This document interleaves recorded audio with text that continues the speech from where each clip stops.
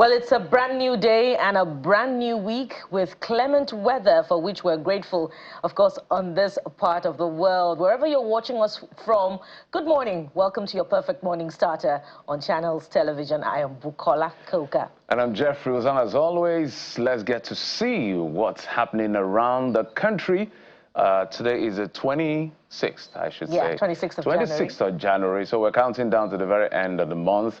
And I can tell you a lot is happening both in politics, which is what I like to talk about, and in the polity generally. Now, we need to do our best, Bukola, to keep the conversation around governance, because politics is in full swing. So we literally, as journalists, need to fight to say, we're still asking questions about national security or insecurity. We're still asking questions about good governance in that essence, the state of the economy, depending on who you're listening to. The APC said they are doing their best because the macroeconomic numbers look good. Projection numbers are looking good from the GDP growth and all of that. But the people are saying, hey, guys, will you calm down?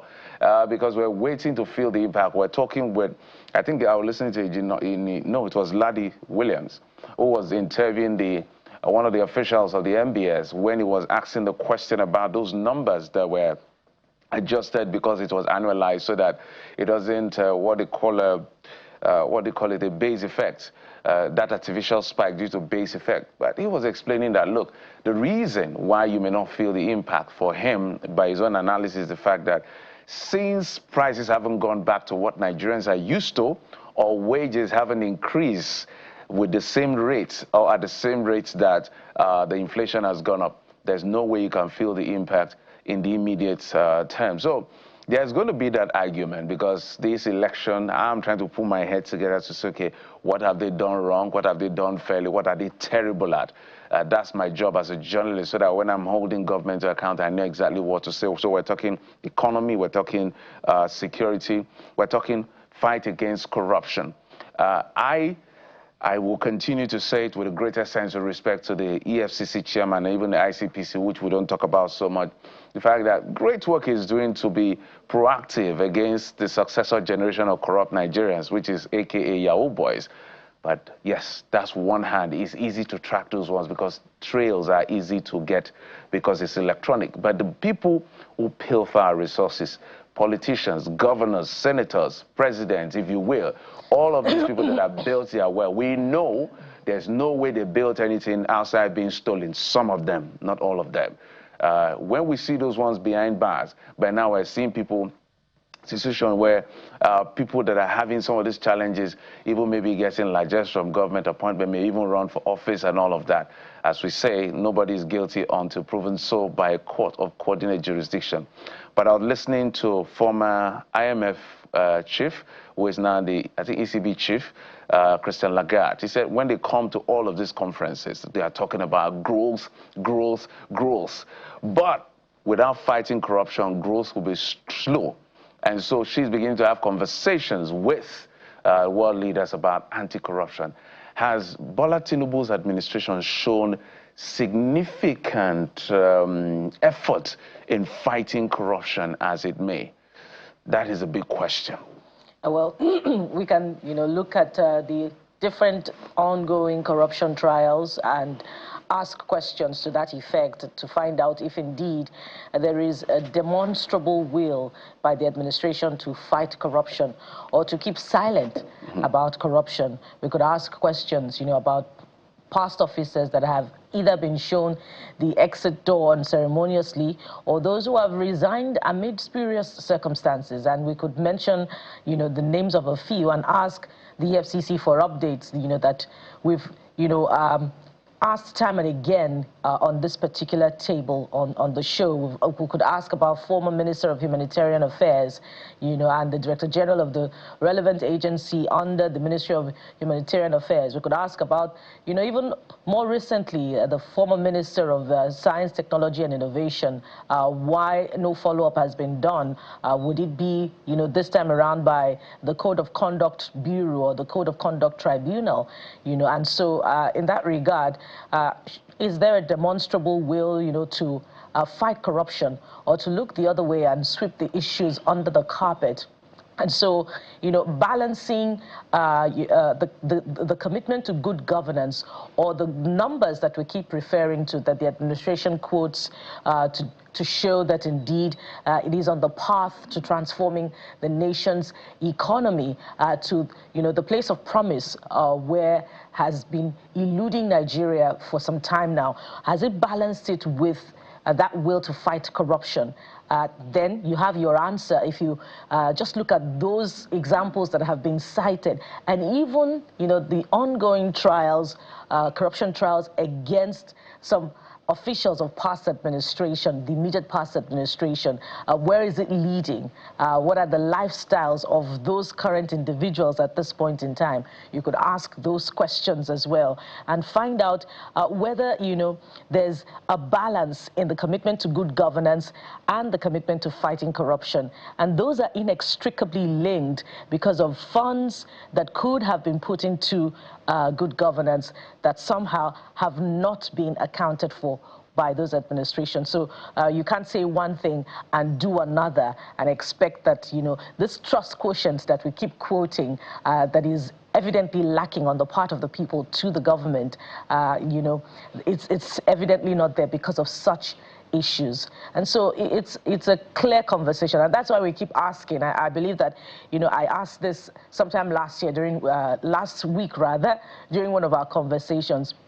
Is there a commensurate commitment to all of those issues of governance that are, in obvious lack? National security, the price of goods and services. Is there a commensurate commitment to those issues, to tackling those issues, as we see that drive towards 2027, the defections, the conversations, the subtle campaigns at every fora, even for foras where governors of the South are supposed to be talking about security matters. We see, Ashwebi, and we see side by side those conversations, a campaign for Mr. President for 2027. And so if you are also as concerned about 2027 or about good governance right now, you should be asking those questions as well. Where really are we headed? Speaking of headed, the president is on his way, or by now has arrived to Turkey. Has he left? He's supposed to leave today. Today, he's supposed to leave today. He's leaving today to the Republic of Turkey. So we can tell you the president is set to visit Turkey.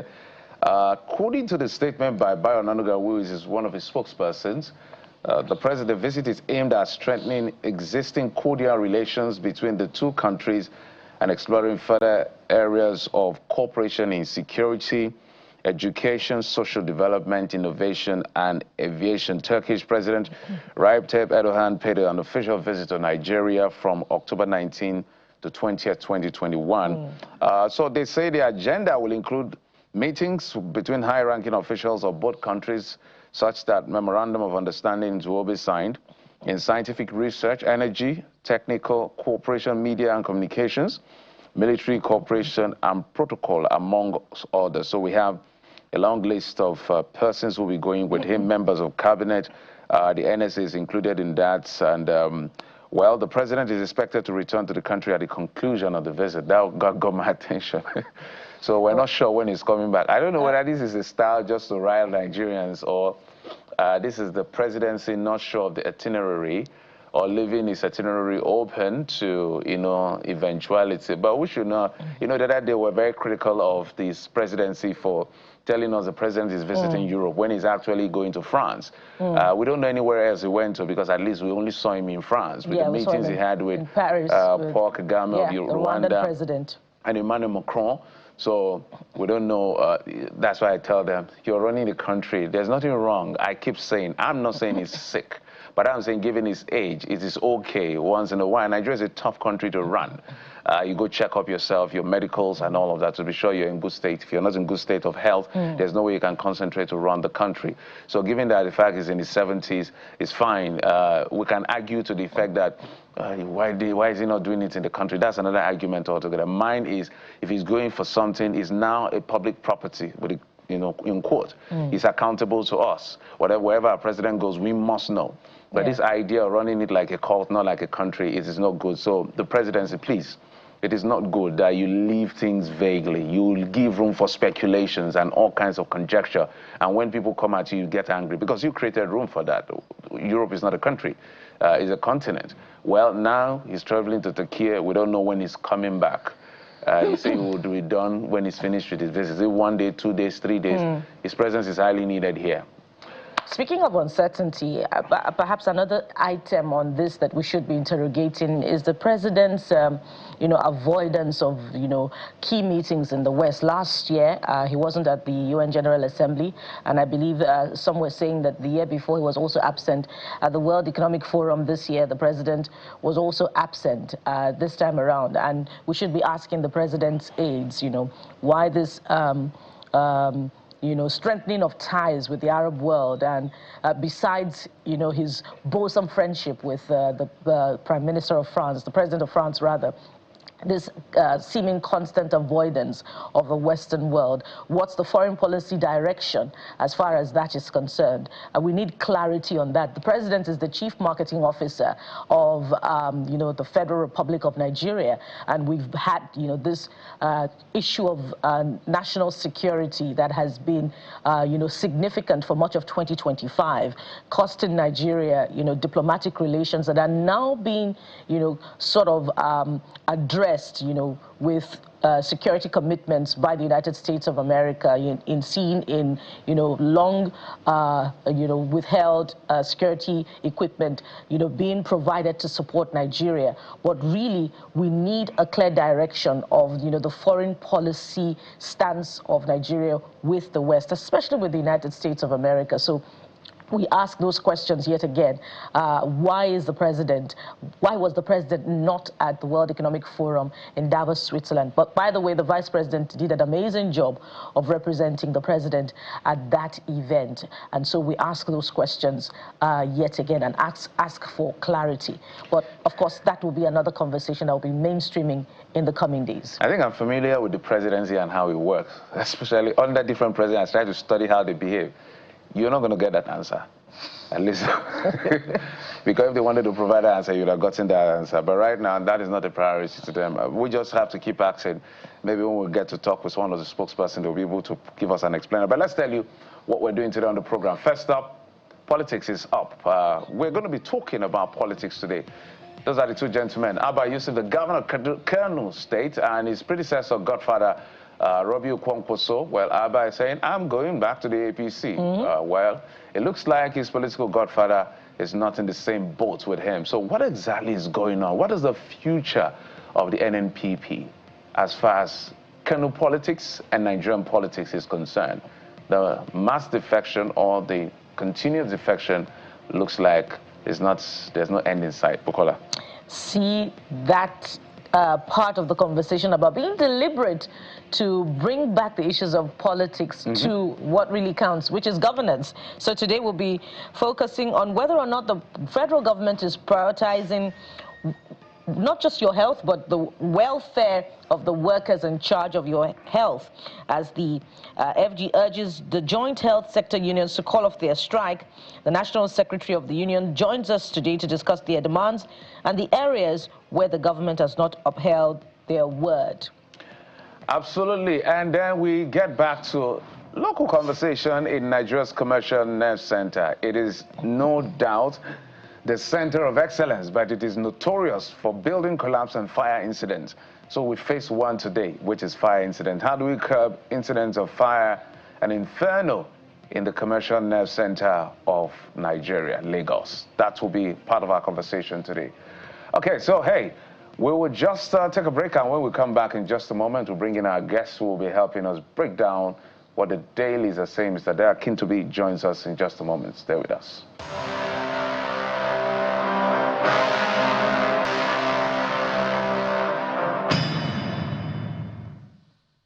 All right, welcome back. Let's talk about what the dailies are saying. This Nigeria is where we'll start off from. Mr. Daya Kintobi joins us. Mr. Kintobi, thank you so much for coming on the program. My pleasure always. I'm praying we will hear one word of what comes out of your mouth. I don't know what happened to your voice. Now I know how Robert F. Kennedy feels when he talks, the U.S. Secretary for Human Affairs. His voice is terrible. Okay, let's see what we can manage. We didn't know, would have told you to just relax, pull It off. just happened overnight. I just woke up this morning and the voice was gone. It was normal yesterday. Okay, wow, this is really wonderful. Let's get so you talk less.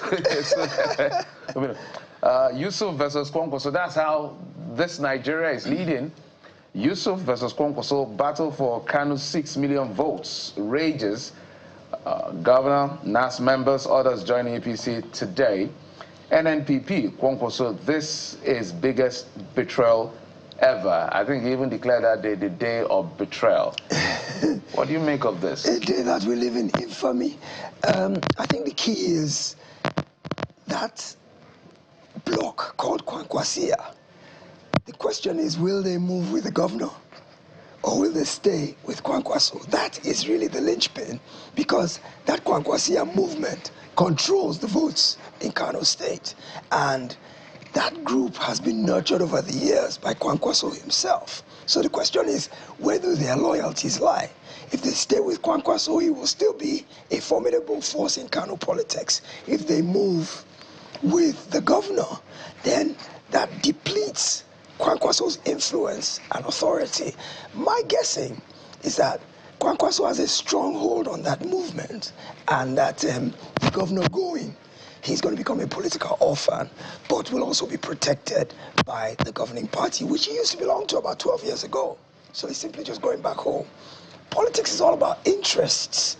Kwankwaso right now has an interest in the presidency or the vice presidency in 2027.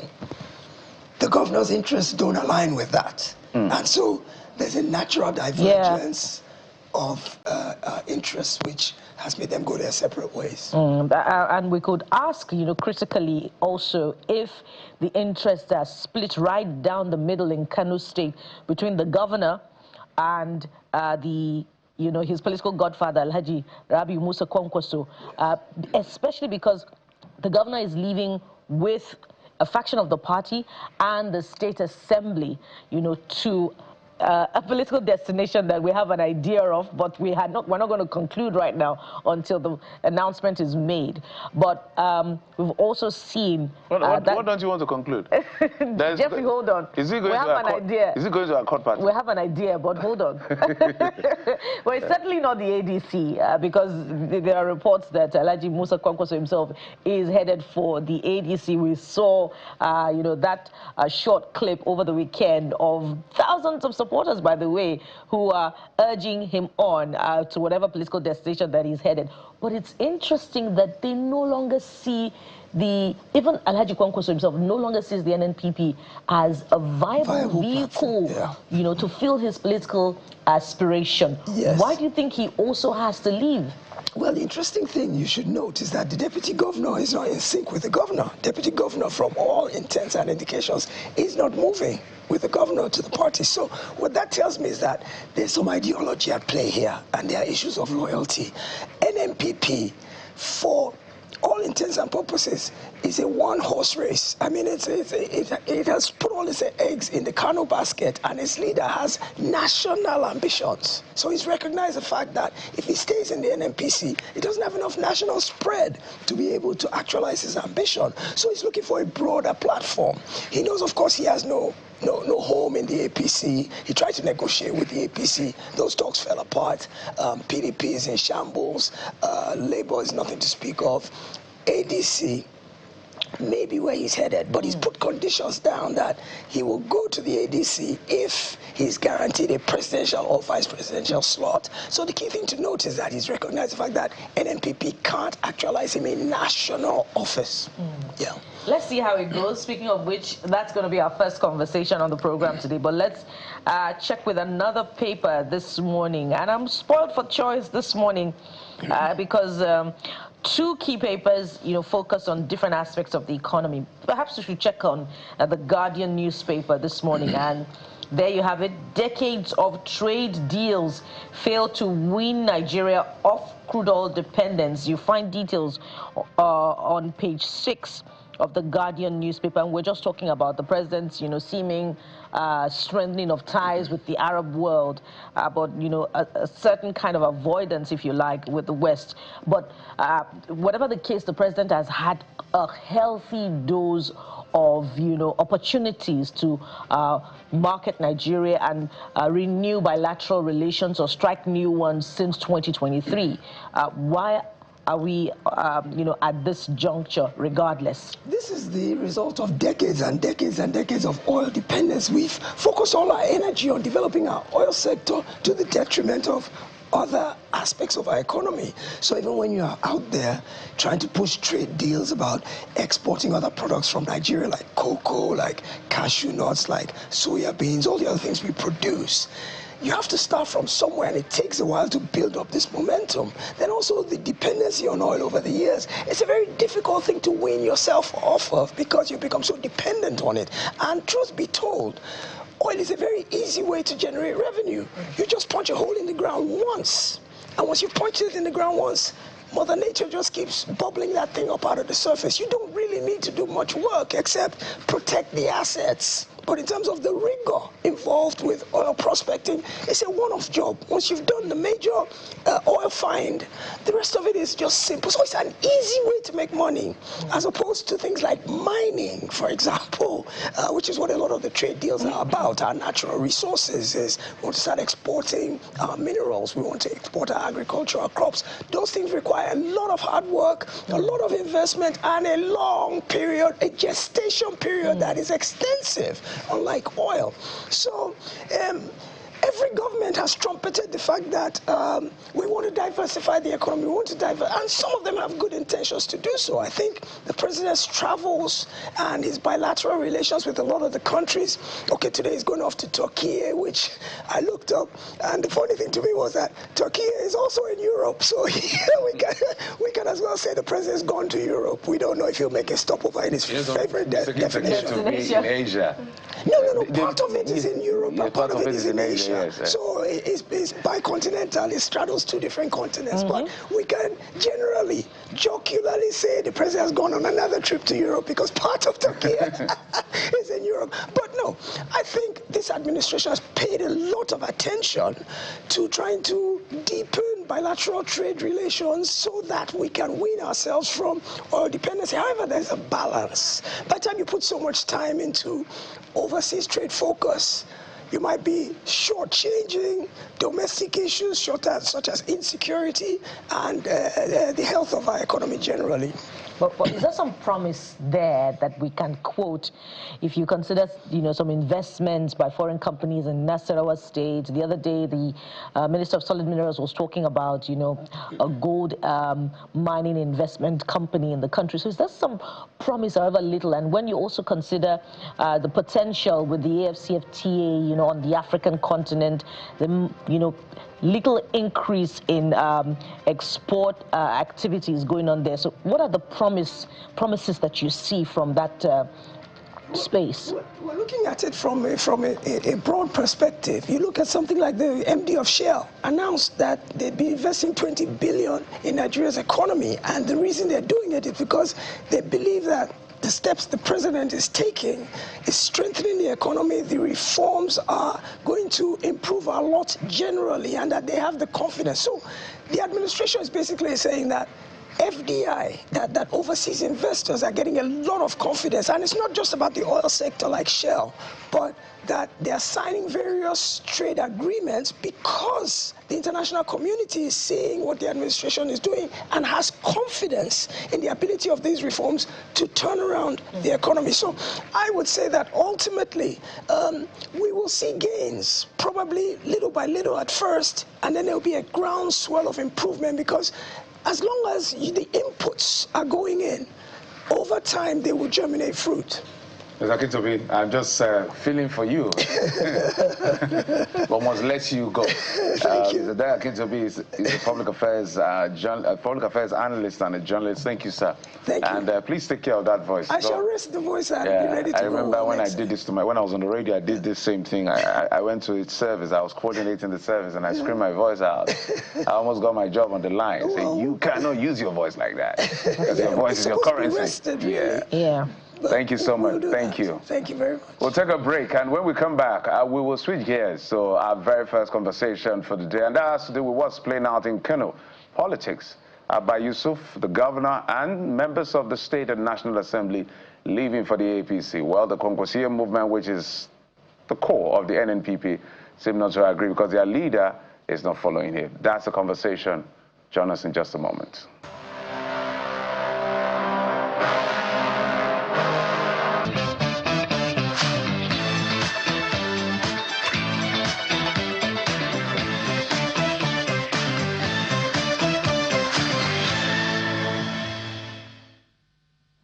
Welcome back. Let's talk politics now. And joining us on the program is the Director General, Kano State Signage and Advertisement Agency, Mr. Kabiru Dakata, to help us understand the implications of what is happening in Kano politically with the announcement, the major announcement that the Kano governor has resigned his membership of the NNPP.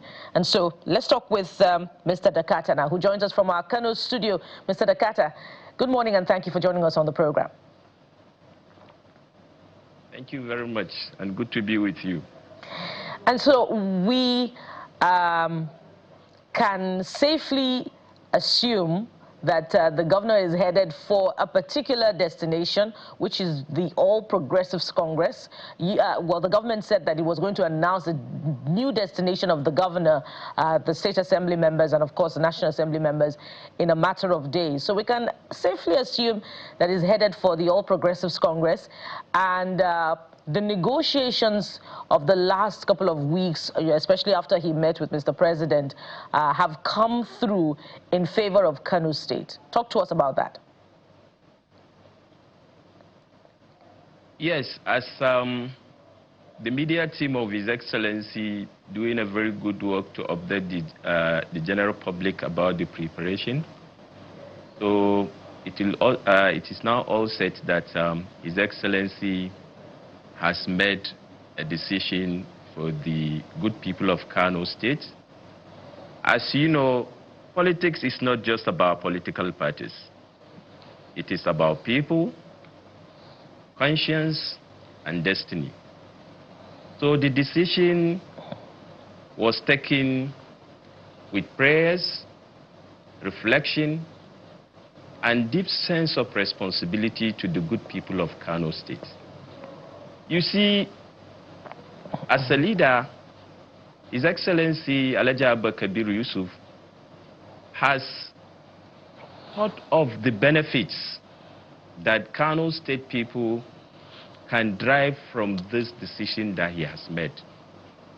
It is going to be an avenue to strengthen the political stability of the state.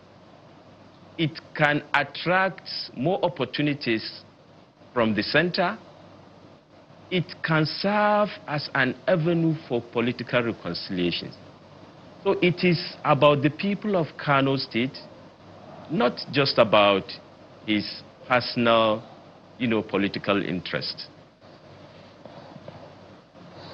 Well, I was hoping that you would confirm, the items on the negotiation deals with the APC government, being one that he would get automatic ticket to contest the 2027 governorship election, the opportunity or the privilege rather to nominate federal appointees, for Kano State. I was hoping you would confirm those items, and the others that are said to have been pitted him with the APC leadership, hence the delay for his defection to the APC. Can you talk about those items? No. I cannot talk about those items. All I can talk about things that came clearly from His Excellency. Recently, he came out to say whatever thing he is going to do as a leader of the state, it's not just about automatic ticket, it's not about his political interest, it's about the people. And we thank God. From the day His Excellency Abba Kabir Yusuf became the governor of the state to date, even the leader, Rabi Musa Konkoso, has praised him severally to show that he is on course. He is doing what the people of Kano State elected him to do. At several events, His Excellency Rabi Musa Konkoso praised His Excellency, describing him as transformative, empathic, and impactful leader. So you can see that he's just concerned about his people. This decision is not about His Excellency Abba Kabir Yusuf. It's about the farmer in Senyawa local government. It's about the trader in Sabongari market. It's about the youth searching for opportunities. So this is not about automatic ticket.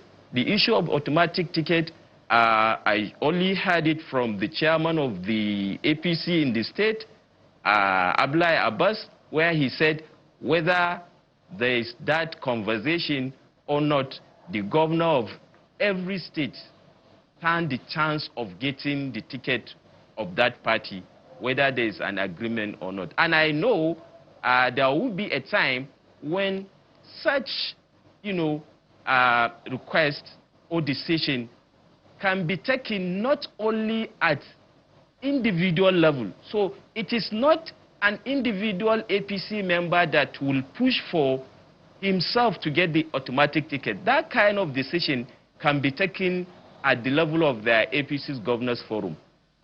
We have had the statements, recent statements by the chairman of the party in the case of Rivers. We've heard it from the secretary of the APC, national secretary. We heard it from Daniel Bouala recently. All these things now are, reasons to say that the issue of automatic ticket should not even be on the table.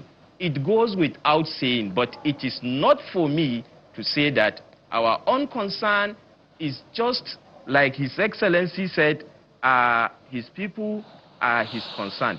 So, history will not judge leaders by the political parties they join. History will judge them by the lives they've touched. So that's the main concern of His Excellency. And for some of us who are working with him, that is the usual and always reminder. Our people, and our people. And alhamdulillah, as you can see, everywhere, the human capital development aspect, infrastructural development, the urban renewal, everybody, is praising His Excellency for his wonderful performance. And I think, Mr. Dakata, if I may come in, should be about the impact. Can you hear me, sir? Mr. Dakata, can you hear me? Loud and clear. I can hear you. All right, fantastic. A few questions for you. So, and I want you to give me a direct answer if you don't mind, sir.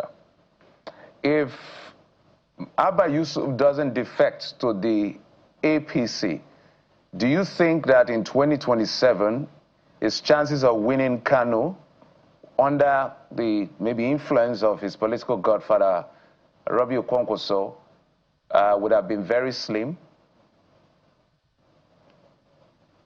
You see, political power is given by Almighty Allah. As a Muslim, I know. So it's not for me to predict. I know Allah gives power to whoever He wishes. Qulillahumma malikal mulk tu'til mulk man tasha, to the end of the verse. Quran chapter 3 verse 26, Ali Imran. Other verses in Quran, in Baqarah, Nisa'i, Yusuf, and and the rest of the verses in Quran. Also, check the scriptures. Even check Daniel chapter 4 verse 17. Check Romans chapter 13 verse 1. Mr. Dakata, just hold on. My apologies. I do not intend to... Oh, hold on, sir. I do not intend to cut into your thought. I think my question is not a religious question. I'm asking you purely a political question. I have followed through the Kano politics from when he started, Amina Bayusu trying to pursue his governorship ambition. That question is because I'm trying to tell you that there are states that are fundamentally, like Lagos State, for any state, perhaps since in the recent time, the closest, but when you look at the numbers at least, in Lagos, for instance, I think the Labour Party gentleman, GRV, came about 300 and something thousand, and then someone got about 700 and something thousand. Forgive me if I mixed up the number. We know states, because we cover politics, that are traditionally strongholds of certain political parties. So what other political parties try to do is to get a percentage or hope they can swing depending on what it is. Kano State is very strong when it comes to the NNPP. In fact, outside Kano State, NNPP is not that strong. So I ask you again, sir, do you think they're moving to APC is because he's worried that his chances of winning re-election was slim? You see, concern about 2027 election is the secondary reason His Excellency is defecting. But if I can answer your question, yes, it's not about political party His Excellency is going to contest under.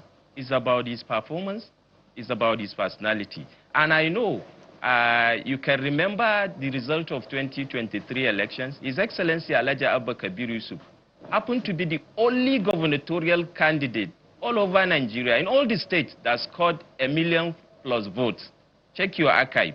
He's the only governor, and in 2019, he scored more than 1 million votes. So if somebody scored more than 1 million votes in 2019 under PDP, and he scored more than 1 million votes under NNPP, and today he's moving to APC, then I can conclude as a researcher that wherever he goes, it is very likely that he can garner those votes. Mr. Dakata, that's why, before I hand over to my colleague, that's why the movement, I'm happy you landed in where I was going to.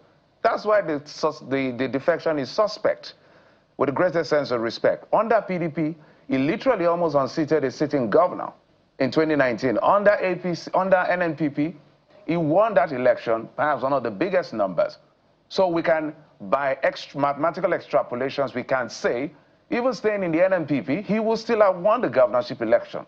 So that makes it suspect. And I don't personally believe, this is my belief, and my apologies, I don't believe these things are about the people necessarily. There's something called self-preservation and subservience to power, and it is within his right to preserve his political ambition. Missing for not being part of the APC. They're now joining the APC, will now fundamentally, because I'm looking at your economic data. I have it here, but I don't want to talk data and economics here. I just want to discuss politics. What is it missing that he wants to join the APC?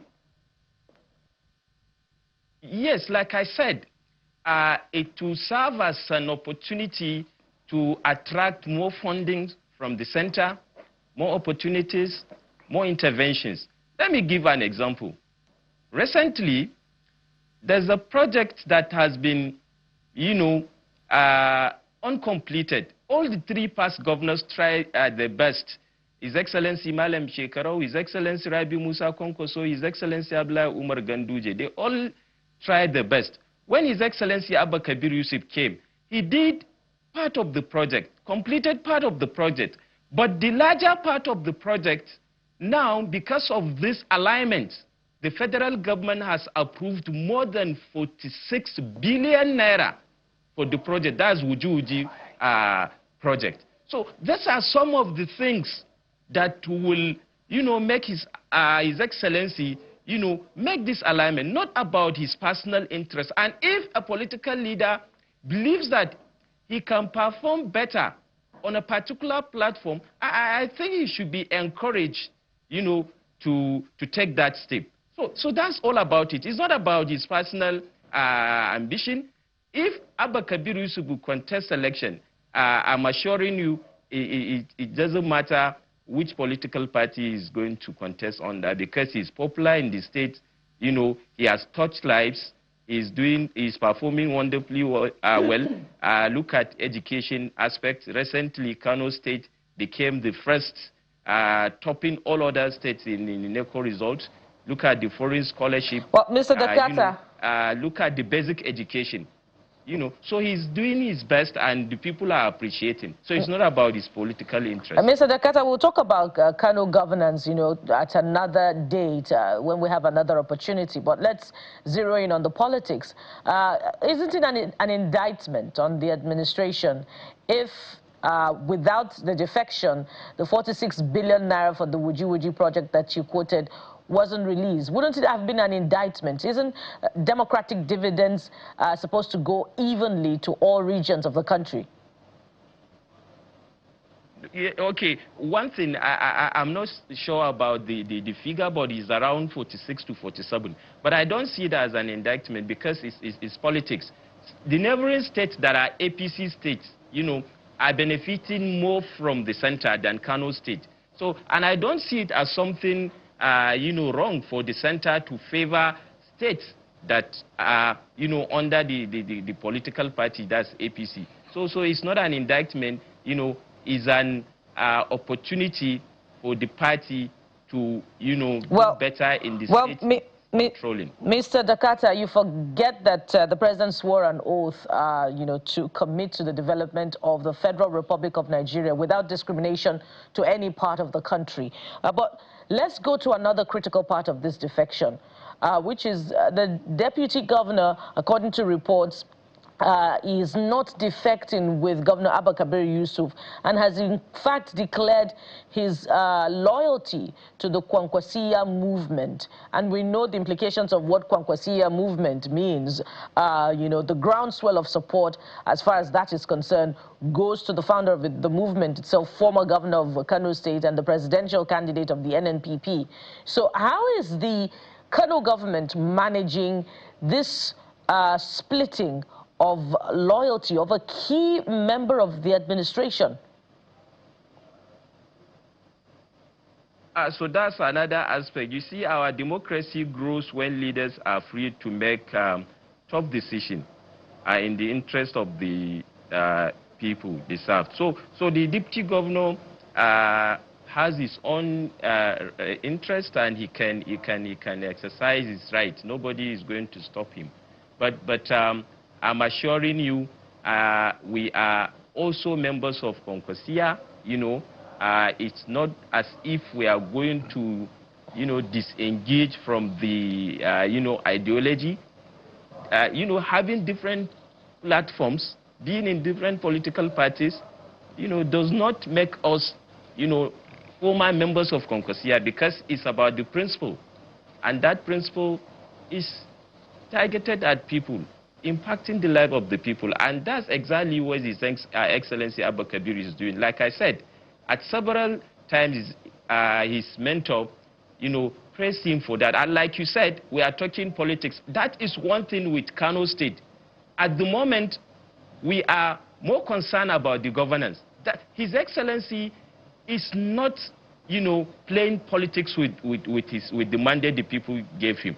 If not because of that, you will not see him settling the backlog of the former councillors that served under Ganduje. So it's somebody that understands clearly the difference between governance, which is the responsibility for him to serve all the people of the state, and politics, which is more like, about his interests and the interests of other people. So he's more concerned about governance, not politics. Mr. Dakata, you're tempting me to get into governance, and I don't want to. I want to stay with the politics, because if we start governance, we're going to stay here for long. So let's stay with that politics as we wrap up. In one breath, okay, you've admitted that Governor Yusuf has been able, in different political parties, to pull the weight. So the issue of being re-elected on the platform of the NNPP is not a question altogether. So we can now say, okay, what exactly is the reason? Now you've technically allege and accuse the federal government of being partisan in their economic intervention. That's what you've said, because people have said this government is paying governors, this government is coercing governors, this government is all kinds of words being used. The government has pushed back and said, no, they see the good work of the president, they are following our party. Now, that is difficult to accept for a lot of people, given how we play politics in Nigeria. But you have said with your own example, even though the facts, you were careful with the figure, but you've already said that, look, now just neighboring states are getting some things that Kano State is not getting. So you're telling us that the federal government is being selective in their economic intervention. Now, if you say that is not the point, is it also the fact that we hear that maybe the Robbie Okonkwo is breathing down the neck of Governor Yusuf? So this is like getting off and getting a bit of a fresh air. So which is it for you? If you can do that in 1 minute. Yes, point of correction, it's not an indictment. You know, political parties have different manifestos. The APC will have its own manifesto, despite the fact that Mr. President has sworn an oath, but they have their own manifesto. They want to implement some policies at the national level and subnationals. So it is about, you know, the governor now will be, you know, encouraged, will have the courage now to go to the center and ask the share of the Kano State based on the manifesto of the APC. So it's not like I'm indicting the APC or Mr. Dakata, I want to let you go, but you keep going there. My apologies, Mr. Dakata. If you will, Bola Tinubu is the president of the Federal Republic of Nigeria. Let me say it again. Bola Ahmed Tinubu. Hold on, sir. Sorry, sir. Bola Ahmed Tinubu is the president of the Federal Republic of Nigeria and the commander-in-chief of the armed forces of this Federal Republic. When the issue of VAT came, one of the things, the parameters used to distribute VAT is called the equality of states. So when you begin to say that when governors are aligned to the center, they get extra monies away from the ones that are supposed to be given to everybody, that's an indictment on the APC. Don't you see what I'm saying? That's why I cleared it. I said it's not an indictment. It's not as if it's not extra money. But the governor will now align his governance style with the center. Because when we were in NNPP, we had our own manifesto. Now we are going to join the APC and see their own manifesto, which is part of the guiding documents that His Excellency President Bola Ahmed Tinubu is using to lead the people of Nigeria. So we are going to align, and part of that manifesto is to, you know, ensure equality and equity. And that is why I said, at that point, we'll be more courageous to go to the center and say, okay, for Kano State, being the most populous state in the country, we deserve to be given A, B, C, D.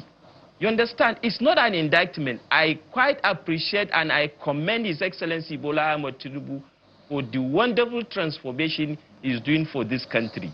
And we are going to support that in Kano State, since we are now part of them. So it's not an indictment. Mr. Dakata, it is still on an unsatisfactory answer that Kano State, without defection, cannot go boldly to the federal government to make demands of key interventions that it requires for economic transformation.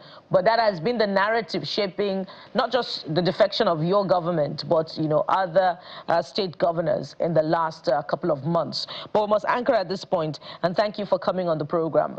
Next time we'll have an opportunity to interrogate what you call advancement in Kano State. Mr. Kabiru Dakata is the Director General, Kano State Signage and Advertisement Agency, who has joined us for this discussion. Thank you very much for having me. Now, let's head straight to our Abuja studio, where we have Mr. Dikpo Olayoku, the National Secretary of the New Nigeria People's Party, who has joined us for our next leg of the conversation, this time for the defection, of the reaction of the defection of the governor to what we believe would be the ruling party in the coming days, and of course the position of the party as far as reports about its own planned defection to the ADC is concerned. Mr. Olayoku, good morning and thank you for joining us on the program. Good morning, Lagos. How are you? Now, let's start this way. Please confirm to us reports suggesting that the leader of the Kwankwasiya movement may be heading to the African Democratic Congress and, of course, the raison d'etre for this movement? Well, yeah, thank you very much for having me. I think that one is still in the realm of speculation because as of today, this is Monday, the 26th of January 2026, and the Senator Kwankwaso is still a member of NNPP. Don't forget that even up till last weekend, he was still receiving people that defected to the party. So as of today, Senator Kwankwaso is a member of NNPP. On the issue of defection to ADC is still in the realm of speculation. But one thing is certain that when elections are approaching like this in Nigeria, you expect politicians to be talking across to themselves, and then the discussions could lead to a lot of things. So I think that is how far we have as of today in NNPP and Senator Kwankwaso. So the discussions are ongoing. You acknowledge that there are discussions for possible defection. Yeah, like it's normal in Nigeria and the politics all over the country, all over the world. You see a lot of people talking, politicians, even when politicians meet and discuss family matters, the tendency is there that people will see it as discussing politics. But like I said, it's normal in every climb. When elections are coming, politicians must talk. Because in preparation for elections, you expect that people will be doing realignment, re-engineering, and then re-strategizing. So definitely people are talking, politicians are talking, they are talking to us, we are also talking to people. But like I said, as of today, Senator Kwankwaso is still a member of the New Nigeria People's Party. Well, I'm glad you say as of today, because anything could happen tomorrow, the 27th of January. Now, talk to us about the official position of the party to the defection of Governor Abba Kabir Yusuf to, of course, the destination that we suppose it would be, the ruling party. Yeah, well, I have to be very measured in my utterances because don't forget that Engineer Abba Kabir Yusuf, up till Friday last week, was our governor, NNPP governor. But well, it didn't come to us as a surprise because we saw this thing coming for more than 1 year. And then, but like I said, until Friday, he was still with us. We had our national convention on the 20th of December last year. He was there live, where he even gave a speech about what he called unity among party members. So definitely, when the announcement came, we were not really surprised. But the question you ask yourself is, so this thing is true? Because, like I said, there are certain things I cannot disclose on here. But there are discussions where he kept giving assurances that whatever happens, he will remain with NNPP, even when members of the party confronted him with some of these moves. But like I said, it is his right to move. But the big question is, what about the people of Kano that staked everything to stand by him and NNPP when it was even very dangerous to do so? In 2019, he ran on the platform of PDP, and he almost won the election until APC, in their usual characteristics, came up with their inconclusive election. And that was how the thing was snatched from him in 2019 under PDP. But in 2023, they said once beaten, twice shy. The NNPP on the platform on which he ran really prepared for it. And then the people of Kano stood by him. I remember that on the day they were supposed to declare the election, after compilation, the person that was doing it said he wanted to go and ease himself. And then I remember the national leader of NNPP, Senator Kwankwaso, was called upon very late in the night, even in the early hours of that morning, that it's like these people wanted to do their thing again. And the man had to come. And he told the man, if you want to go and ease yourself, find one corner there, is yourself, you want to pray one corner there, so that the guy does not disappear and then they come up with this, they are inconclusive again. But eventually the election result was announced, and Engineer Abba on the platform of NNPP was declared as the winner of the election. And the only governorship candidate that had over 1 million votes in the 2023 general election. And eventually, after the election results were declared, these same APC people took him to court on the ground that he is not a member of NNPP, that his name is not on the register. Well, that one has become history now, because as a party, we knew what we went through to make sure that APC did not snatch that thing from him. And the people of Kano stood by him up to Supreme Court. And even during the election, many people were killed, and I'm saying this on air, it's not a secret. In the office of NNPP, on the day of the election, they were burnt when they burned the NNPP. So the people of Kano stood with him, by him rather. And when the matter got to the tribunal, they were with him. I remember that the day this, the Supreme Court gave the verdict that he is the validly elected governor of Kano State. Governor Abba was coming from Kaduna to even enter Kano. It took him more than 9 hours to enter Kano because people of Kano came out to welcome him.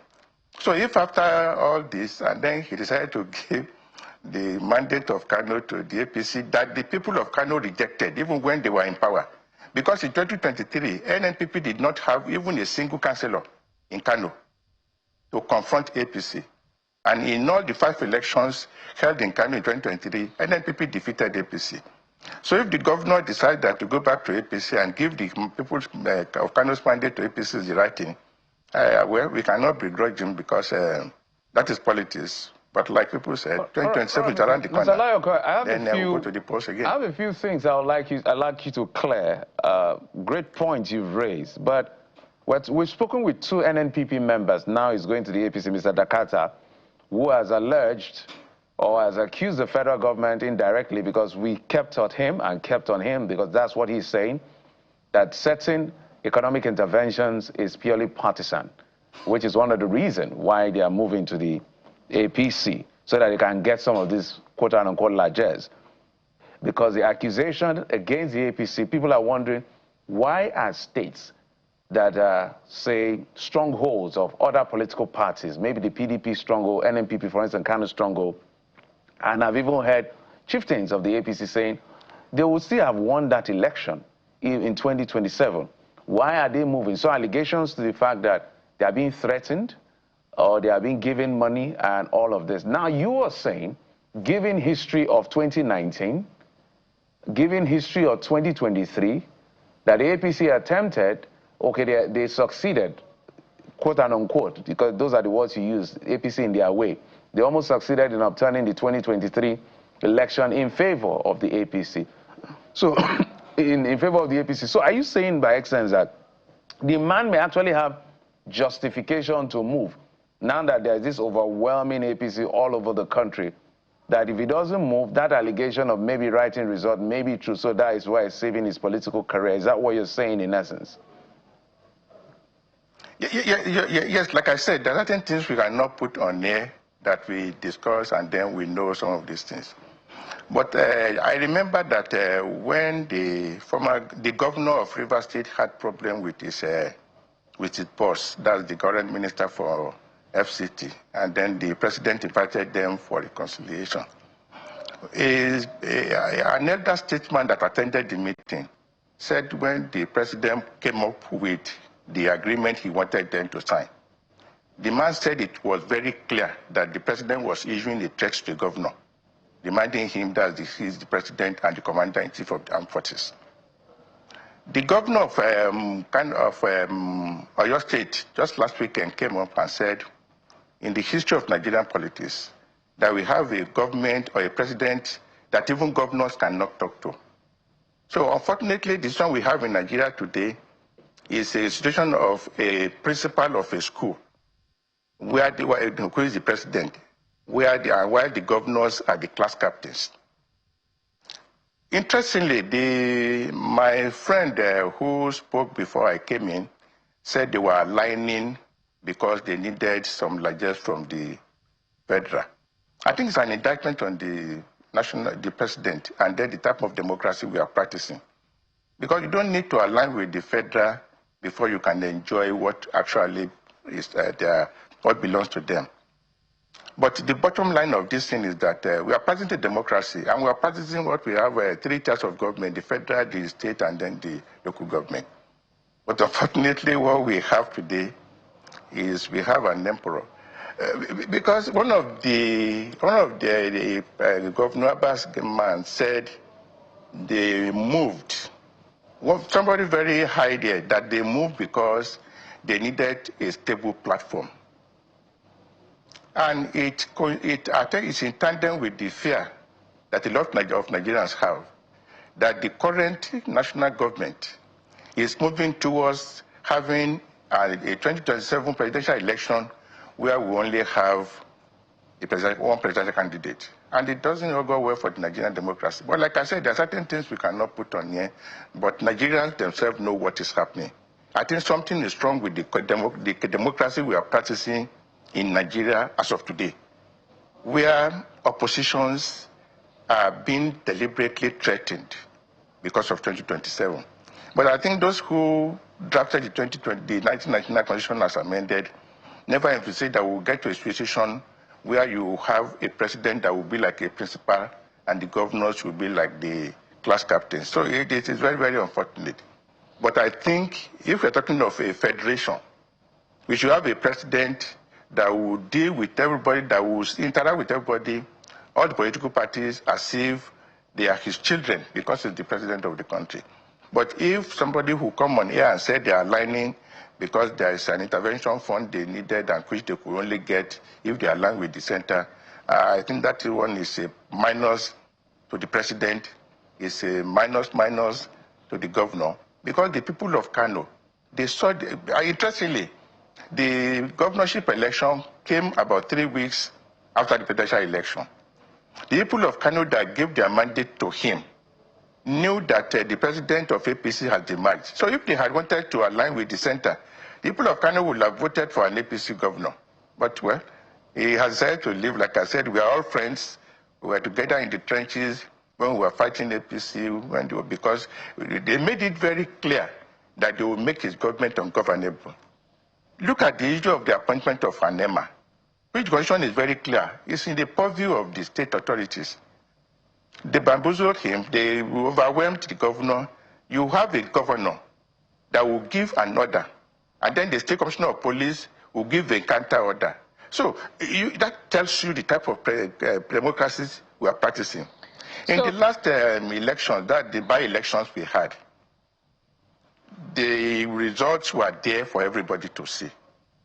All of a sudden, the APC came up with the idea that there was violence.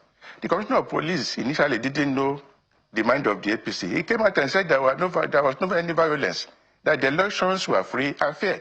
So, Mr. Lyon, the INEC people came out and said the elections were free and fair. But all of a sudden, pressure came, and then those two agents changed their mind. INEC now eventually announced the result that favored APC and cancelled thousands of votes that belong to the NNPP. So this one is even enough to send jitters down the spine of some people, and maybe some governors, that they are only secured if they join the APC. Mr. Layakun, we're listening to what you're saying as much as what you're not saying but trying to say. So I need a yes or no answer to this next question. Are you saying that this defection is a fulfillment of the a commitment after the Supreme Court verdict returned victory to Governor Abba Kabir Yusuf? So is this a fulfillment of a commitment to the APC government?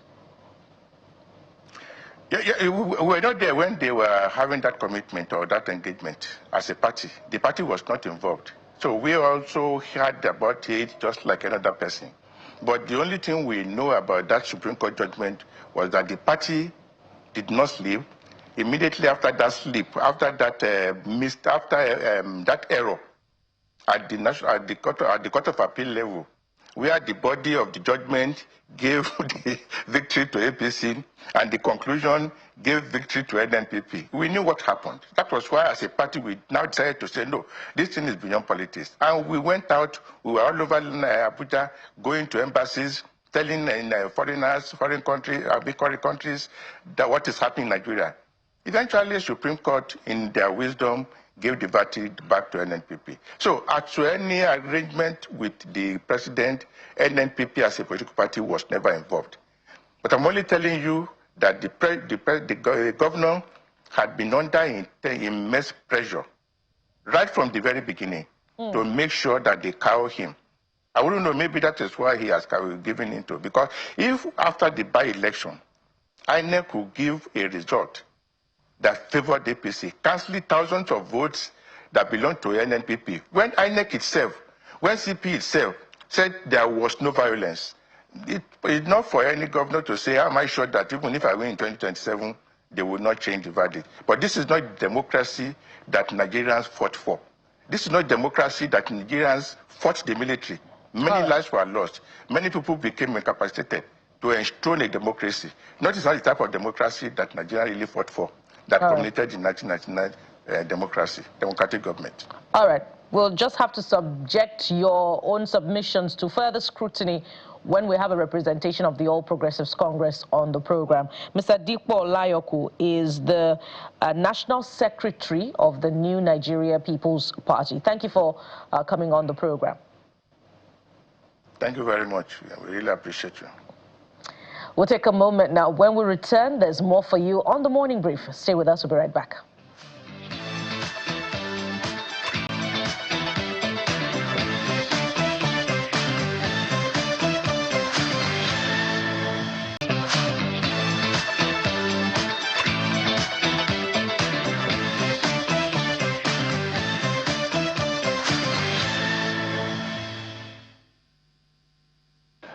Let's talk about what's playing out in the health sector, specifically the Joint Health Sector Union, JOHESU, which they've been on strike for, I think, about more than 2 months or so.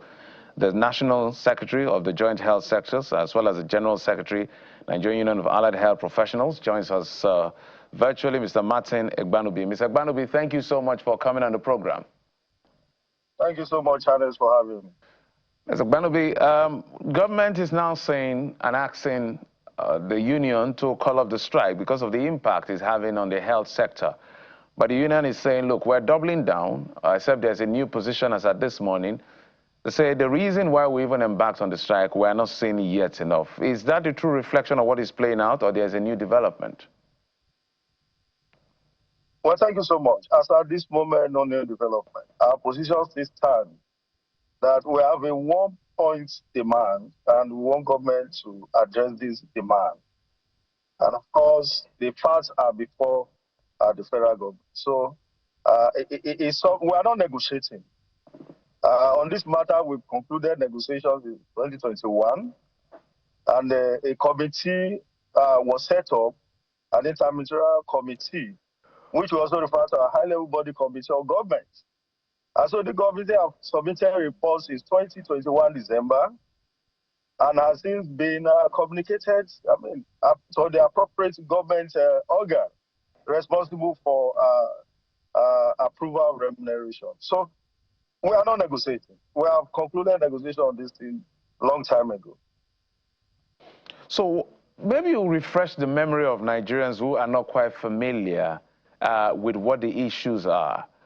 What will government have to do? I know it's about the CONHES adjustment and all of that, but maybe you break it down for Nigerians who are not familiar with the agitation, because all of us who visit the hospital were at the short end of the stick, literally, we're the victims of the fight between JOHESU and the federal government, so that maybe the public can aggregate some level of agitation or support and advocacy for JOHESU if that is what is required. Okay, thank you so much. Historically speaking, this trade dispute started in 2014, when on the 2nd of January 2014, there was an adjustment of consolidated medical salary structure, which is the salary structure for medical practitioners, the physicians. And this was a violation of a collective bargaining agreement of 2009 that established two salary structures in the health sector. The federal government entered into collective bargaining with the joint health sector union on this salary structure. And there was a clause on the implementation guideline that whenever there is an adjustment on any of these salaries, it translates to the adjustment of the other. But in violation of this agreement, an MOU was signed on the 2nd of January 2014 without JOHESU being involved. It was signed between the federal government and the Nigerian Medical Association, NNPP. And of course, that formed the basis for this, what we refer to as remuneration justice since 2014.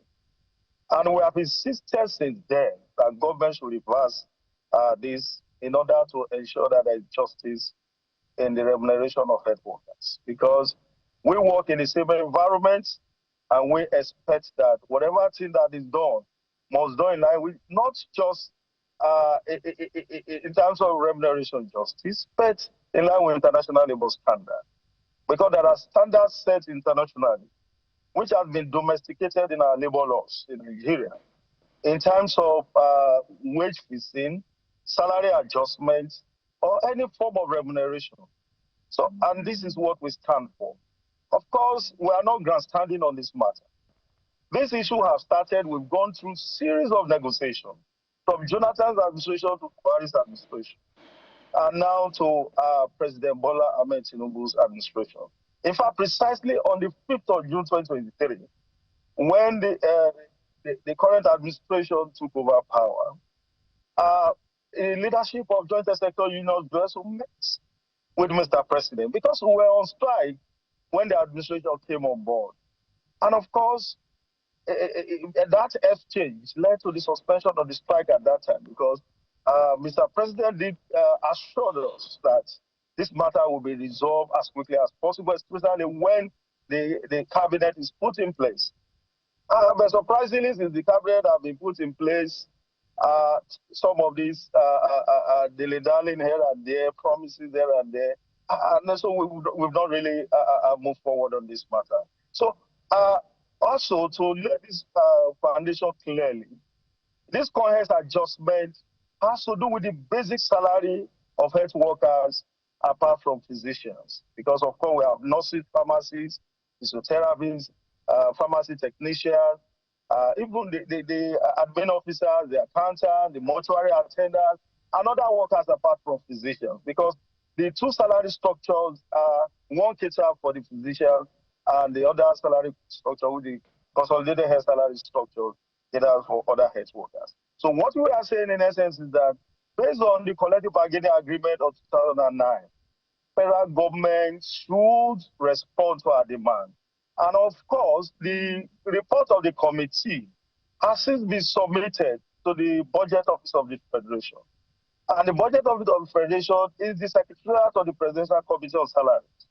And what this is the committee of government responsible for approval of remuneration. And also to further reinforce this position, the Administrative Committee that was set up was chaired by the Chairman Salaries, Incomes and Wages Commission, Mr. Ekpo Nta. Of course, you know that National Salaries, Incomes and Wages Commission is the technocratic arm of the executive. Yeah. So this report was submitted for implementation, and since then it has not been implemented. So Mr. Egbanibi. So we have some correspondences with relevant MDs, and until now, nothing has been done. Mr. Egbanibi, I've been listening to you and waiting patiently to see whether you would expatiate on the clause in the collective bargaining agreement that was breached. Is it a clause that was breached, that breached outright all of the items in your negotiations, or is it just a clause that was breached on remuneration for other health workers besides medical practitioners? There's just a clause that has to do with the basic salaries of health workers or consolidated health workers, consolidated salary structure, COHES. Okay, so there was no upward adjustment as was done with CONMES for CONHES. Exactly, with respect to basic salary.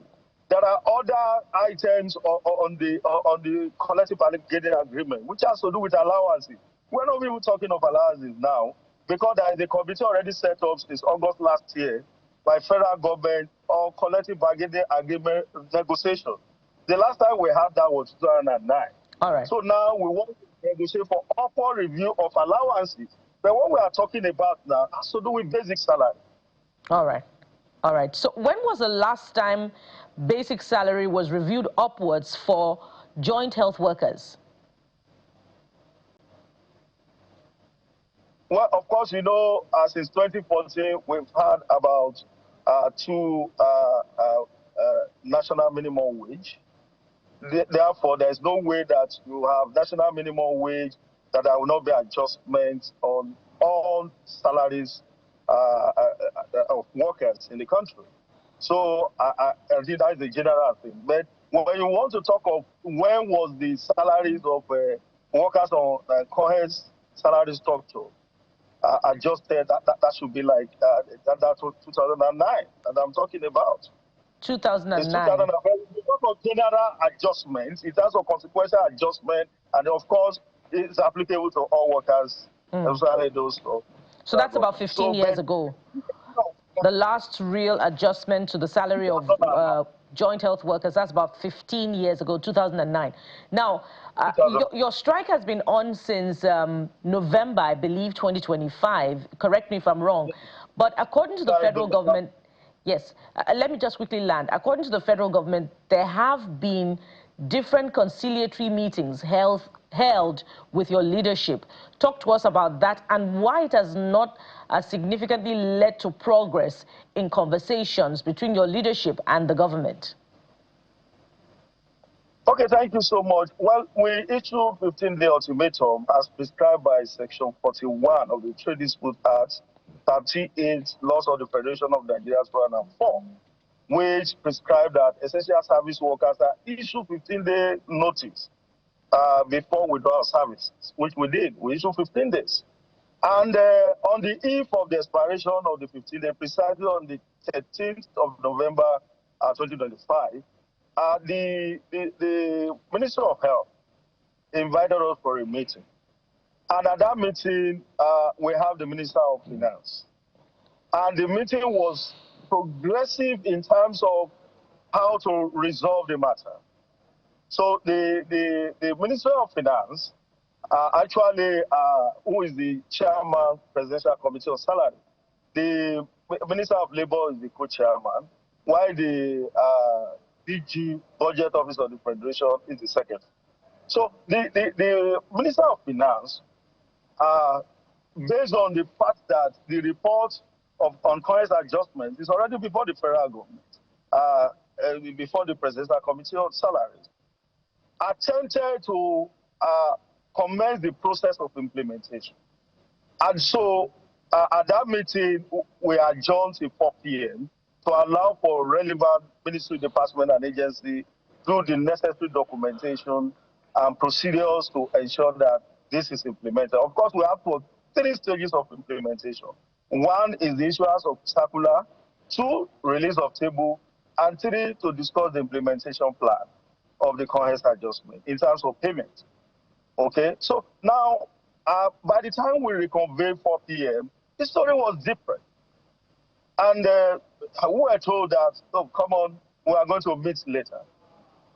Without giving us, because we were expecting a feedback that, okay, all of these procedures, because our parent ministry, the Federal Ministry of Health, that the Federal Ministry of Health had communicated officially to the Minister of Finance, as agreed at that meeting in the morning.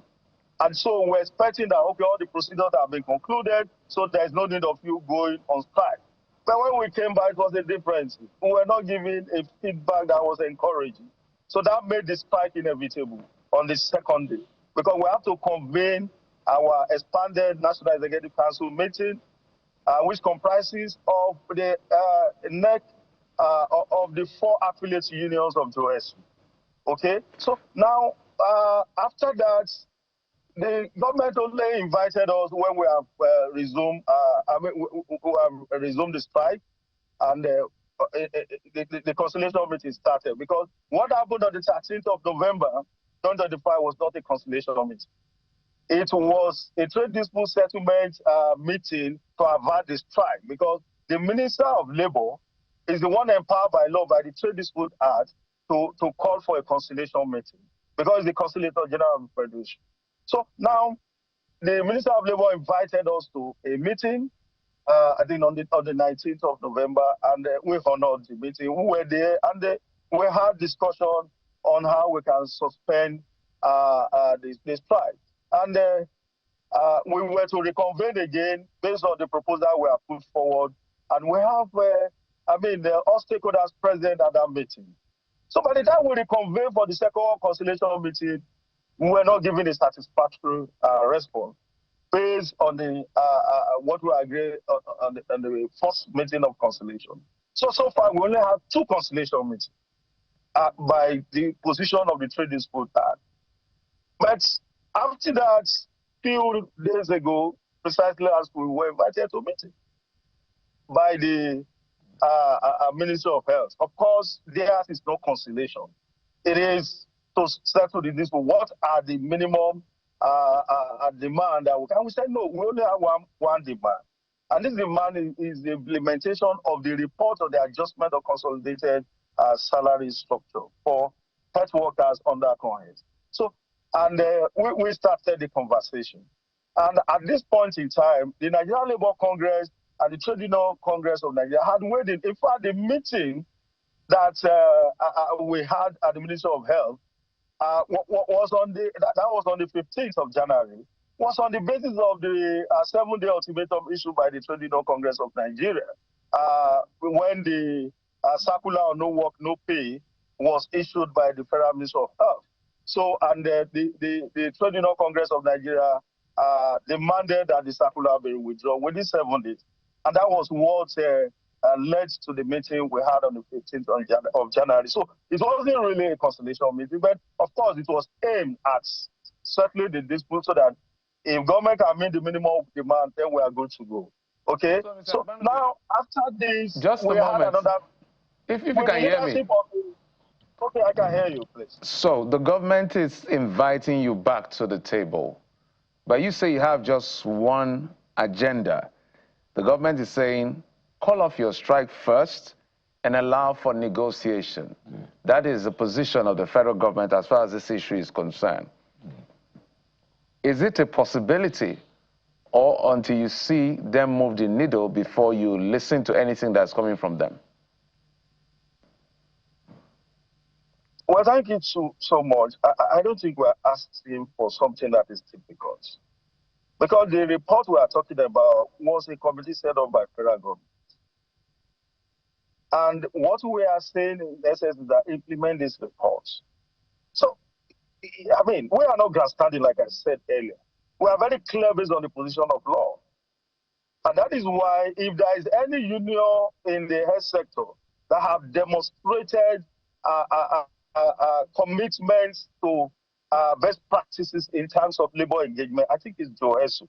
In fact, we are so magnanimous to put 4 unions together for the purpose of industry-wide negotiation with government, to avoid a situation where you negotiate with medical and health workers union, after that to go to Nigerian Allied Professional or senior staff at the university teaching hospital or non-academic staff union of educational institution, NASU.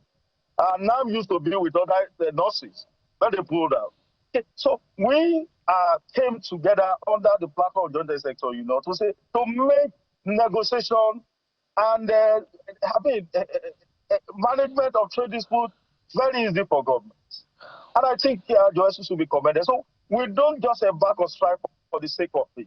And we issue sufficient notice. We had series of engagement based on the instrumentality of social dialogue, consultation, exchanges of information about how this thing can be resolved. So whatever government is doing now, government is not approaching the facts. And these facts are sacred. So, I mean, it's not too difficult for government to do. It's just to say, okay, the report of a committee that government set up, we are implementing it, and then we are good to go to suspend this strike. Interesting days as far as the health sector is concerned. So what is the consequence, in your view, of this strike continuing for the entirety of the sector? Because I started my question with saying, maybe if you lay bare your concerns, Nigerians would join in the advocacy, because we're the ones that visit the hospital different times. So what is the consequence of continuing with this strike? Well, it's quite unfortunate. We said severally in different media engagements that we truly empathize with the masses of this country, the consumer of health, those who could not afford healthcare outside the public health institution. We sympathize, and of course, we are also part of this. We are also part of this masses. Our members are part of this mass. Because when you look at what we are fighting for, it's about our welfare. Okay? So we have had casualties even among our members. Even as at last week, one of our members invested in the teaching hospital. We lost that. So, we are not really happy that this is happening. But I think the well-meaning Nigerian, the opinion leaders, critical stakeholders, patriotic Nigerians, so appeal to government to address this demand as quickly as possible, so that we can suspend this strike. Because we are not deriving any pleasure in continuing with this strike. It is also not convenient for us because of a lot of difficulty associated with implementation of strike, logistics and others. So what we are saying in essence is that let the masses appeal on our behalf to the federal government to please address this 1 point demand of the health workers under the joint secretary. And then we're good to go to suspend the strike. So we empathize. We know the impact. We weigh the impact. We get assessment of what happens on a daily basis. So we monitor all the things. We know the impact of this strike on Nigerian citizens. But Nigerian citizens should not hold us responsible for this. Government should be responsible, because governments must do the needful so that we can avert such kind of strike in future. Because we sounded series of warnings. We had series of engagements before we resumed the strike.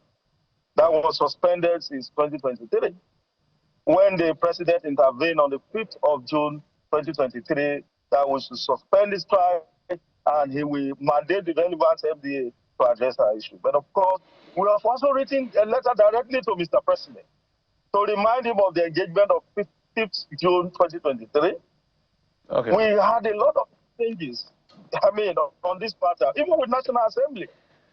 All right, Mr. Banibu, we just hope there will be some kind of conciliatory approach from your end for the government to meet your demand, which is a legitimate one, so that the entire system doesn't shut down, because health, they say, is wealth. But I must thank you, Mr. Martin Igbanubi is the National Secretary, Joint Health Sector Unions, that's JOHESU, and the General Secretary, Nigerian Union of Allied Health Professionals. Thank you, sir, for coming on the program.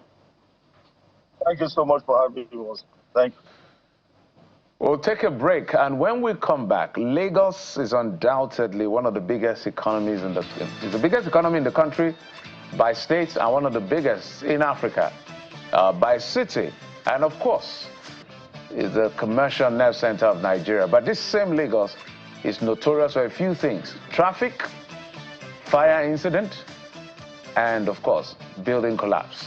But today we zoom in on the issue of fire incident. What has to be done to curb it? We hear from the authorities in just a moment. Stay with us.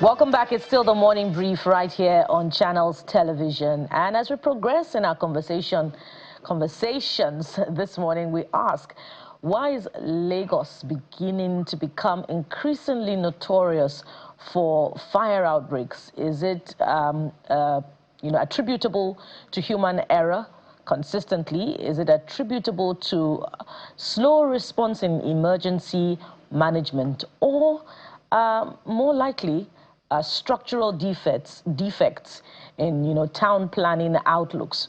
So let's interrogate these culprits this morning, and we have joining us on the program Mr. Amodu Shakiru. He's the head public education, Lagos State Fire and Rescue Service, and he's right here in our Lagos studio. Good morning, sir. Thank you for joining us on the program. Good morning, and thank you for having me. All right, so it's been a number of fire incidents in the last couple of months in Lagos, but more recently there are reports of a fire outbreak at a large warehouse along Coca Market Road, Amuwood of Industrial Layout, Mile 2, Lagos. And not long before that, there was another, at the Sari Gomo, not that now, on the same axis now, I believe somewhere in Mile 2 as well, Alabasuru area. Can you bring us up to speed on these fire incidents, especially on cause and management and perhaps consequences? Okay, thank you. Well, the last fire outbreak, which was on Saturday night, there was about 20:00 hours. That's about 8 p.m.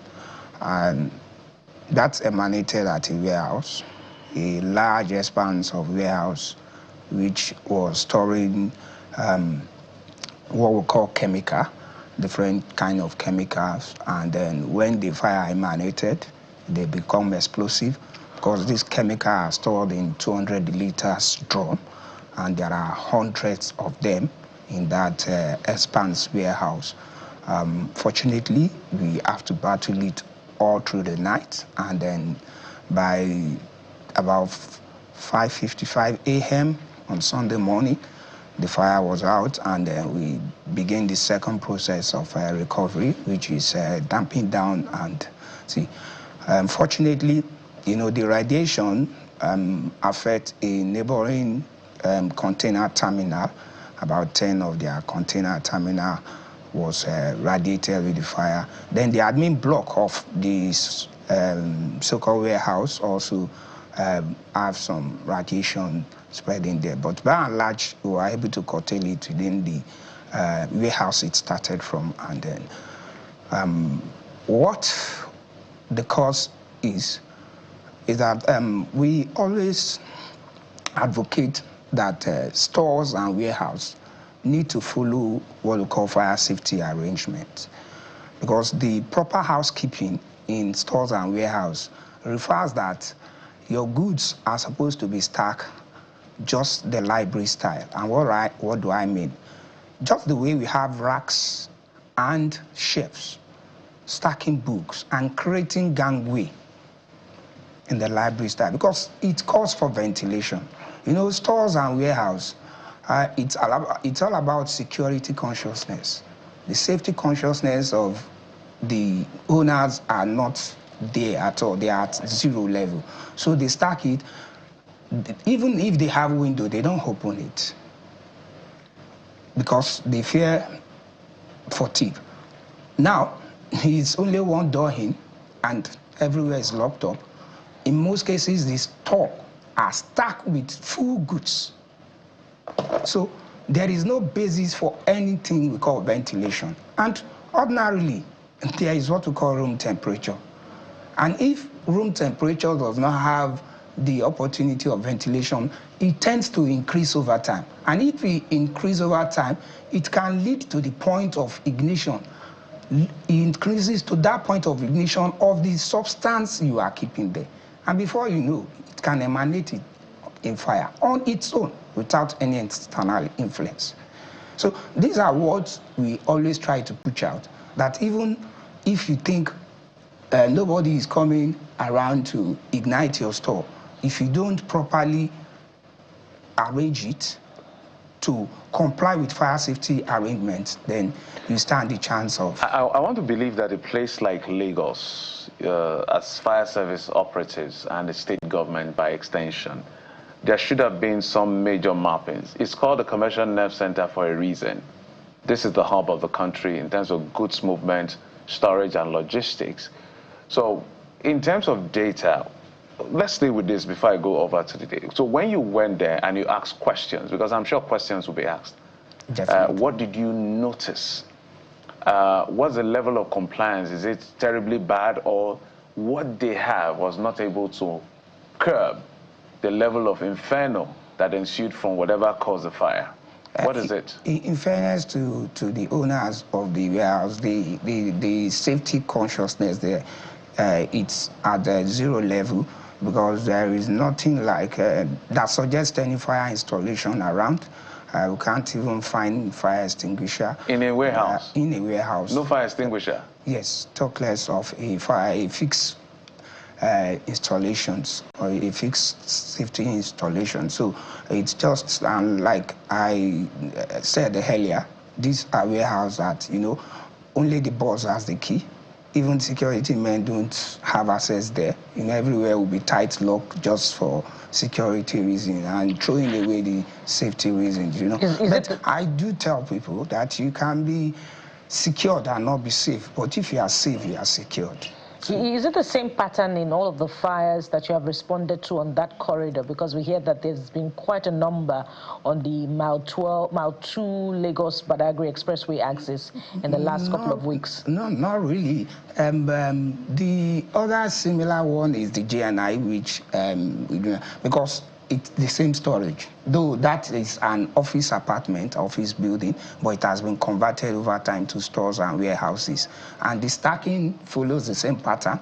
Though GNI have fixed installation, but they are moribund, they've not been working over the years, so they can't get to work when the incident came upon. So it's just almost the same and similar trend. But unfortunately, we have to contend with the emergency that arises from such practices. So talk to us about what your mapping shows. I'm sure as an agency of government, you should have done your mapping. Lagos has 3 senatorial districts, 20 local governments, and about 30-something LCDAs. There are places that are prone to these things. What is the agency doing in terms of being proactive and not being reactive? Because right now, if, for instance, there was a surveillance or the local authorities, I don't know whether I have sub-local authorities that had investigated this particular warehouse, they would have noticed that, okay, these people, the safety level is 0. Maybe close the place down until the right thing is done. So what is the agency doing? What do you have in terms of mapping? Which areas in Lagos are quite prone to fire, and why? And what is the government doing about it to curb it? Okay, good. For the Lagos State Fire and Rescue Service, we have a different mapping, especially as it concerns commercial enterprises within the state. And what we do is, if you see from the data released for year 2025, over 8,000 facilities were visited.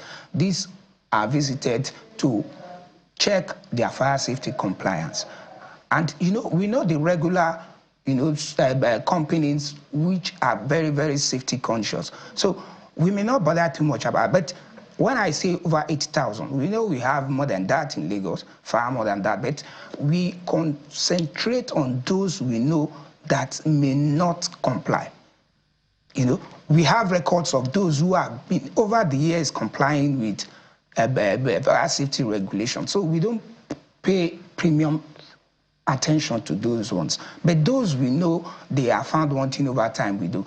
We have the inspectorate department, we have the fire prevention department, the public affairs department, this same public education department. It's all about being proactive, because we believe that the best fire you can fight is that fire you prevented from happening in the first instance. So if that is part of your mandate and indeed you carry out checks on companies that are fire safety compliant or not, how much of this work was done in 2025, for instance, where we had quite a number of fires, particularly on the Lagos Island axis? And if you indeed, the Lagos State Fire Service carried this out, shouldn't the fires that were recorded at the Afriland Towers and the GNI building have been averted? Yes, you are right to say that, but again, you look at, as far as human endeavor persists, fire outbreak, emergency outbreak will occur, but can be brought to the barest minimum. And that's what we are even telling about the statistics. That look, with the status of Lagos today, you can check it out. Okay, you mentioned building collapse, and I tell you, we have 13 building collapse, 3 partial building collapse, all in all 16 in a year. You say it's too much, but then if you look at the status of Lagos, the population, the facilities, then you know that it is always incomparable to the activities that goes on in the state. Because by and large, this is a mega state. My question is, did this fire service, Lagos State Fire Service, carry out fire safety compliance on companies on Lagos Island that are notorious for fire outbreaks in 2025? Of course we did. If you look at the statistics again. But not on those buildings where we recorded major fires. We do. Did you or did you not? Did Afriland you mentioned has every fire safety installations in place? The building is still there today. You can put a check. They have it. But there is a failure along the line, which is part of what you mentioned, human error. There's a failure along the line. And because what happened was never prepared for, which is uncalled for anyway. Because what, at that point in time, what they need is a team lead for each of the section, each of the departments that makes up the building. Because if somebody is there to lead, please come with me. Because when we say if you are more than 10 as employee, you need a fire team leader. You need a fire marshal. So each and every section and department was supposed to be led by somebody to that assembly point, which would have been predetermined before any incident. But there was failure along the line, which accounted for that regrettable, unfortunate incident. There wasn't just failure, there was also a challenge of a lack of an ideal exit, in the case of the Afriland Towers. If indeed the Lagos State Fire Service carried out fire safety compliance on that building, wouldn't your team have pointed this out to the management of the building or a facility manager? Okay, let me tell you this. In terms of that particular tower, what we have is there is a leeway, there is a stairway. Yet that may not be enough because in the case of emergency, you are not expected to use the lift or elevator. You are not expected. So using the stairway now, like I said, you just need a team lead. Again, how many of us understand the idea of moving in a smoke-locked area? Because that place was smoke-locked. There was not even fire in place. There was just smoke. And that smoke takes a pattern for you to escape. So it's because these people are not aware and nobody to lead them through that really cause the havoc. So, my apologies. Because of time, let's look at some of the data we have. I want to speak to your capacity to be able to respond to the fire. We see some good numbers here: economic impact, property saved and property lost. You said estimated save 118 billion in terms of value. Estimated property lost 19 billion. So we can look at a net number of 98 billion. And then fire prevention activities, total facilities, I should say, inspected 8,000 plus. Fire safety certificate issued 7,000.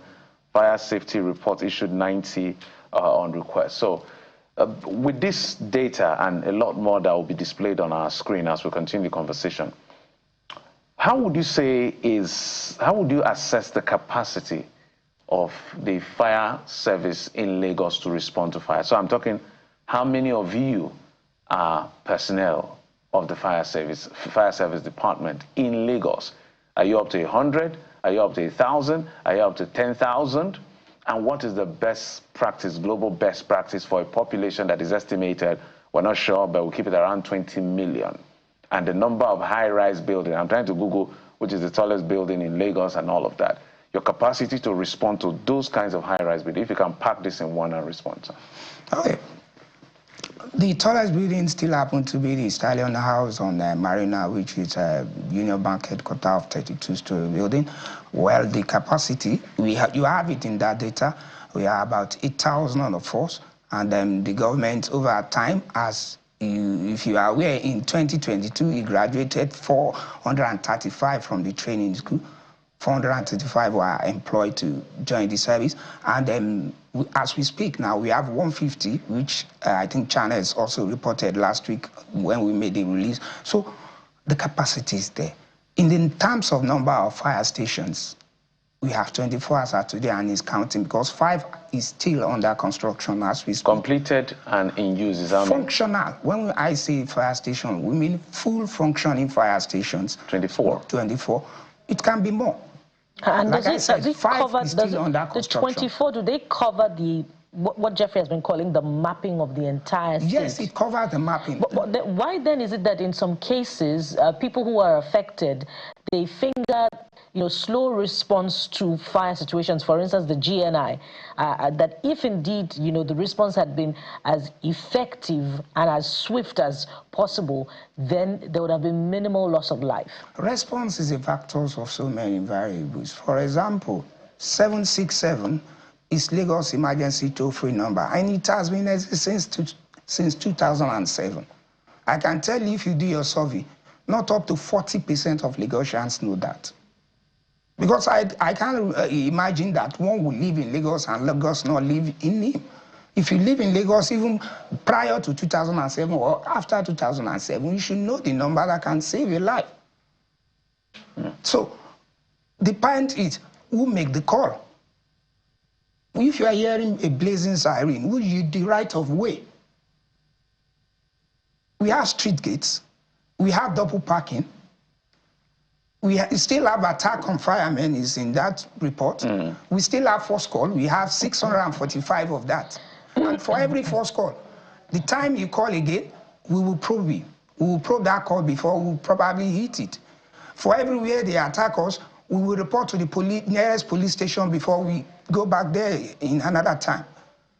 So all these are very many factors which are responsible for emergency response time. And in time of spread, we have all our fire stations spread across there. The only place we don't have today is through local government. Unfortunately, the federal government has there, which is the JOHESU Federal Fire Service, because they are spread. Even we don't have infested, but we have. We totally understand. We're less than 1 minute. So in closing, you can't be effective without community. What is the agency doing about that? Community engagement. We have some of the report there. We work with every of the strata of the community, from the Community Development Committee to the Community Development Association to the Landlord and Tenant Association, all our various stakeholders. We work with them.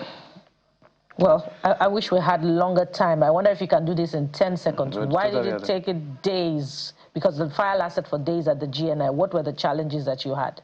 The fire, we made a report, and we compare what happened here to what even happened in the advanced world. That story is a 25-story building, and the fire there was massive. All right. And it can take longer time than that. All right. We are definitely going to have you back on the program, but thank you for your time. So far, we've been talking with Mr. Shakiru Modu. He is the Director of Public Education at the Lagos State, Head Public Education at the Lagos State Fire and Rescue Service. Thank you for your time on the program. Thank you for having me. And that's it on the program. Thank you so much for your time. Sunrise Daily is up at the top of the hour. I'm Jeffrey Uzama. We'll be back again tomorrow. I am Bukola Koka. Bye for now.